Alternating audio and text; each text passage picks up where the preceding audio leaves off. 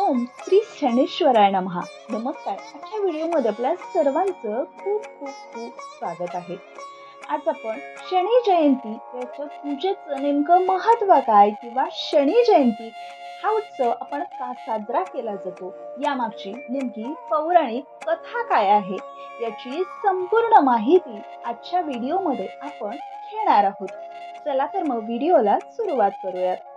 27 मे 2025 रोजी वैशाख अमावस्येला शनी जयंती साजरी केली जाणार आहे. या दिवशी शनिदेवाची विशेष पूजा करण्याची परंपरा आहे. शनिदेवाला प्रसन्न करण्यासाठी अनेक मंत्र स्तोत्र याचं पठण केलं जातं. हिंदू ज्योतिषशास्त्रातील 9 प्रमुख ग्रहांपैकी शनी ग्रह हा एक महत्त्वाचा ग्रह मानला जातो. शनी हा इतर ग्रहांपेक्षा हळू चालतो म्हणून त्याला शनी असेही म्हणतात. पौराणिक कथेनुसार शनीच्या जन्माबद्दल बरेच काही सांगितले जाते आणि ज्योतिषशास्त्रात शनीच्या प्रभावाचे स्पष्ट संकेत आहेत. शनी ग्रह हा वायू तत्वाचा आणि पश्चिम दिशेचा स्वामी आहे.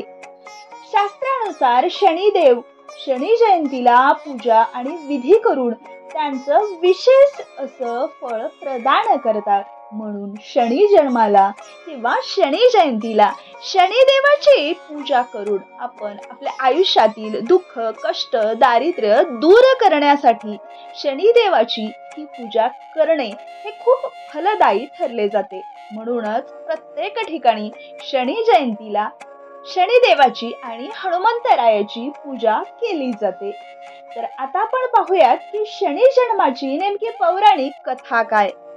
शनी जन्माच्या अनेक पौराणिक कथा सांगितल्या जातात. तर त्याच्यामध्ये एक अतिशय लोकप्रिय अशी आख्यायिका आहे ज्यानुसार शनिदेव हे सूर्यदेव आणि त्यांची पत्नी छाया यांचे पुत्र आहेत.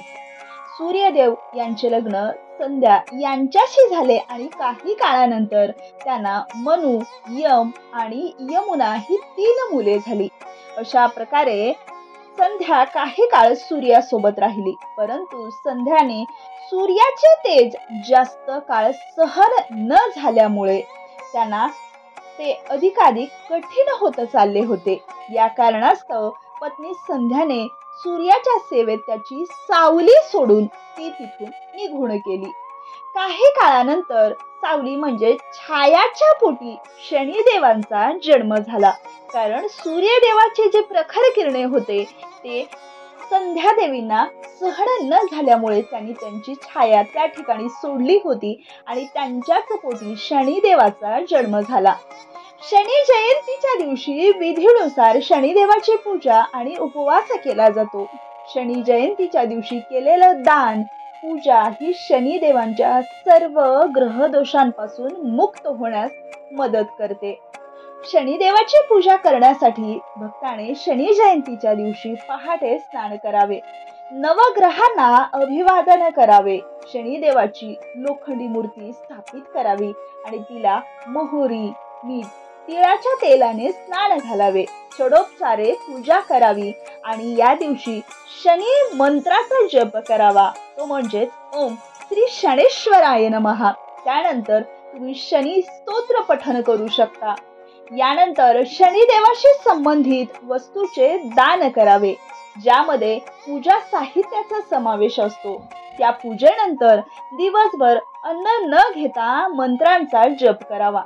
शनिदेवाचा आशीर्वाद आणि शांती मिळवण्यासाठी या दिवशी तीळ, उडीद, काळी मिरी, शेंगदाण्याचं तेल, लोणचे, लवंग, तमालपत्र, काळे मीठ याचा वापर करावा. शनिदेवाला प्रसन्न करण्यासाठी या दिवशी हनुमंताची पूजा सुद्धा केली जाते. शनिदेवाला दान करता येणाऱ्या वस्तूंमध्ये काळे कपडे, काळे तीळ, बेरी, काळे उडीद, काळे बूट, तीळ, लोखंडी वस्तू किंवा मग तेल हे आपण या दिवशी दान करू शकतो. त्याचसोबत या दिवशी अन्नदानाला सुद्धा खूप महत्त्वाचे स्थान आहे. हे दान केल्यानंतर शनिदेवाची कृपादृष्टी आपल्या ग्रहदोषांवरती होते आणि त्याच्यातील जे दोष आहेत ते निघून जाण्यास मदत होते. म्हणूनच कुंडलीतील जे काही दोष आहेत ते दूर करण्यासाठी, शनीची वक्रदृष्टी कायम नष्ट करण्यासाठी या दिवशी शनिदेवाची पूजा केली जाते. या दिवशी प्रमुख शनी मंदिरामध्ये भाविकांची अत्यंत गर्दी असते. भारतातील प्रमुख शनी मंदिरामध्ये संबंधित पूजा केल्या जातात आणि या दिवशी अनेक वस्तूचं दान सुद्धा दिलं जातं. भक्त शनिदेवांशी संबंधित पूजा करतात. शनीच्या दुःखांपासून मुक्ती मिळावी किंवा 7.5चा फेरा नष्ट व्हावा म्हणून शनिदेवाकडे प्रार्थना करतात. शनिदेव हे काळ्या किंवा गडद रंगाचे आहेत असं म्हटलं जातं. म्हणूनच त्यांना काळा रंग जास्तीत जास्त आवडतो. त्यामुळे शनिदेव काळ्या वस्त्रांनी सजविले जातात आणि या दिवशी काळ्या वस्तूंचेच दान देण्याला सुद्धा खूप महत्त्व मानले जाते. धार्मिक मान्यतेनुसार शनिदेवाचा जन्म ज्येष्ठ महिन्याच्या अमावस्येला झाला होता. जन्मापासूनच शनिदेवाचे रंग काळा आहे. उंच मोठे डोळे, लांब केस होते. ते न्यायाचे देवता आहेत, एक योगी आहेत. तपश्चर्येत मग्न आणि नेहमी इतरांना मदत करण्यात ते मग्न असतात. शनिदेवाला न्यायाची देवता असं म्हटलं जातं. जो प्राणी कर्म करतो तर त्या कर्माचे फळ हे शनिदेव देतात असं म्हटलं जातं.